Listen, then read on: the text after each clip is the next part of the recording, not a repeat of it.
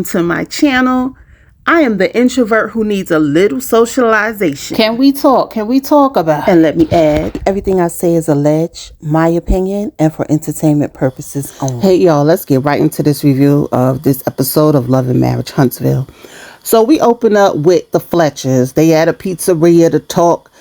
Child, why they overdid that smacking scene while they was eating?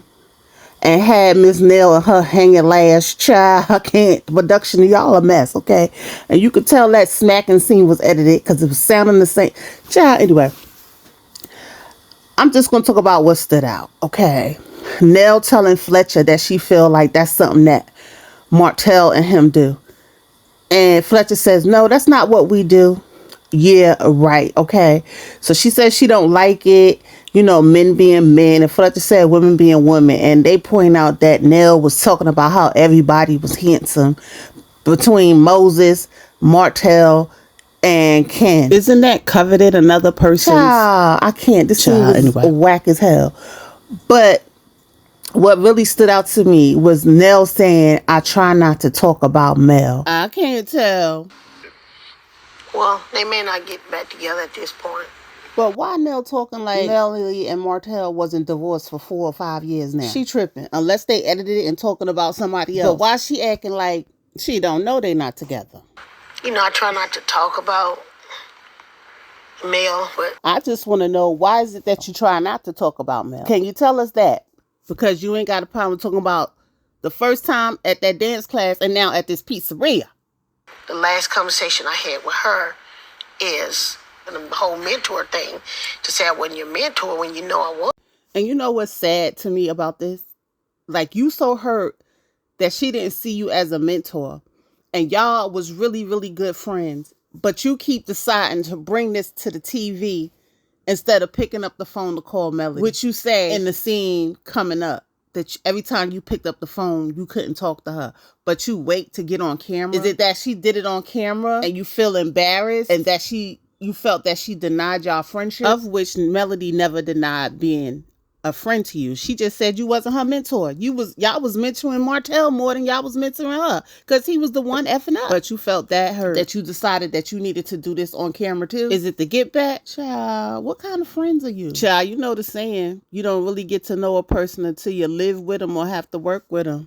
Then we move on to the scene with Melody and Maurice. Let me just drop this here real quick. It's like, you know, where we would have, there you go. If any of y'all know why I dropped that little piece of the clip there, confirmations everywhere. Put it in the comment section. Anyway, let's move on. Okay, so Melody meets, and she, in her confession, she said, I hope this is not about Maurice and his arrest for his DUI. And so Maurice gets to talking, and he doing a whole bunch of gaslighting, talking to Melody like, I'm telling you, you unhappy, basically. You know, a lot like he did Kimmy that day when they went bike riding, and she telling him that it's the medications that's messing up her libido, and he told her it's all in her head. You remember that? Anyway, you can't tell me nothing else, but you are unhappy because you came and questioned me about my DUI. What I do to you? What I do to you for you to question me about the DUI? And the crazy part is that he still ain't addressed the DUI. No clarification, nothing. Okay? Only people speaking on it is Kimmy. And in defending you, she telling on herself. So Mel had to stop him and introduction to the platform was an amazing mom, an amazing wife, an amazing entrepreneur. Yeah, no. Like hurt people. Yeah, no. make it clear. Like, you have not been around me to know if I'm happy or not. You have not been around me to know what's going on in my life. We haven't sat down like this to talk for years. So what are you talking about? You know what's sad to me about this scene? Because all I saw was Kimmy sitting in Mel's place and her trying to explain herself in that baby voice she always puts on when she talking to him. Anyway, Maurice ends up apologizing, and Mel accepts his apology, and she decides to apologize to him if he felt the way about her, questioning him about the DUI. And just like a Scott, Maurice says, I thought you was infallible. Child, I can't. And one more thing about this scene is when Maurice brings up that Melody energy is different when she's around the group. And she makes a point, you think, like, y'all still friends with my ex who's still doing things to me. And it has been proven that this man is constantly harassing her, even his damn paramour. And as a matter of fact, y'all starting to see the effects of Martell in action because Melody set her hard boundaries. So now he got to take it out on y'all. How does it feel that the shoe was on the other foot? This next scene with Chris Fletcher, Marquez, and Marcel. Quick scene, basically outside of Marquez whining about Ken and Trish and another man taking care of his kids. Chris and Marcel just laid it down. Basically, you thought you was going to leave your family and Trish was going to still be there waiting for you. And that's all it is. And I could see Marquez, he's a damn manipulator. He think because he got those brown eyes, he could say anything and drop some tears and people are going to feel sorry for him. Boy, bye. So we're now at Mimosas with Melody. And I just need to know why Trisha, the trashy trainer, talking about she was invited, but she's not excited to be here after her last interaction with Melody at her event that you invited her to. But what interaction? You creating a problem that's not even there. You know what it's giving? A woman who thinks she got one up because you slept with her ex. That's what it's giving. Outside of Trish, the trashy trainer's delusion, what stuck out for me was the Scott brothers and Marceau saying that this is the Black Expo. Melody been having this event way before y'all did y'all first Black Expo, okay? So stop with the plan. But you know Marceau is a a-hole in his own right, okay? I think he owns it, in my opinion, okay? The next thing that stood out was when Melody greeted Sonny, Marceau, and Marquez in the hallway to thank them for coming. And Marquez tried to shoot his shot again by saying, "Can I rub your feet?" And Melody looking to the side, probably to see if her security was there. Because if Marquez touched her again, her broken arm. Anyway, Marceau put Marquez on the spot, talking about they made Melody blush. And she was like, "Excuse me, what?" She was like, "Why would I date anybody in this circle? Aren't you still married, Marquez?